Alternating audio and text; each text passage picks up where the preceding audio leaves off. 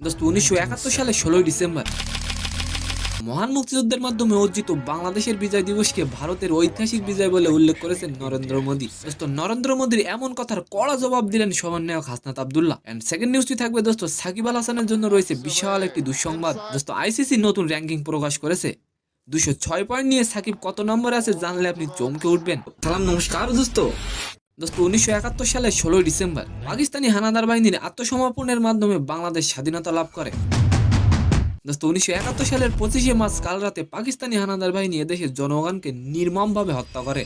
দোস্ত আর এবার নরেন্দ্র মোদী বাংলাদেশের বিজয় দিবসকে ভারতের ঐতিহাসিক বিজয় বলে উল্লেখ করেছেন। দোস্ত নরেন্দ্র মোদী নিজের ফেসবুকে এক পোস্টে কথা বলেন। দোস্ত নরেন্দ্র মোদীর এমন পোস্ট নিয়ে আপনি অবশ্যই একটি কমেন্ট করে যাবেন। দোস্ত নরেন্দ্র মোদী তার পোস্টে লিখেছেন, আজকের বিজয় দিবসে আমরা 1971 সালে ভারতের ঐতিহাসিক বিজয়ে অবদান রাখা সাহসী সেনাদের আত্মত্যাগকে সম্মান জানাই। এই দিনটিতে তাদের অসাধারণ বীরত্ব এবং অদম্য চেতনার প্রতি শ্রদ্ধা জানাই। দোস্ত মোদী আরো বলেন, আমাদের জাতির ইতিহাস গভীরভাবে গেঁথে থাকবে। দোস্ত মোদীর এমন পোস্টে হাসনাত আব্দুল্লাহ বলেন, এটি বাংলাদেশের মুক্তিযুদ্ধ।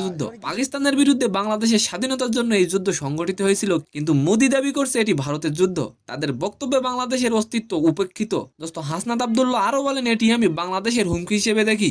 ভারতের এই হুমকির বিরুদ্ধে আমাদের লড়াই চালিয়ে যেতে হবে। দোস্ত সেকেন্ড নিউজটি হলো আইসিসি তাদের নতুন র্যাঙ্কিং প্রকাশ করেছে।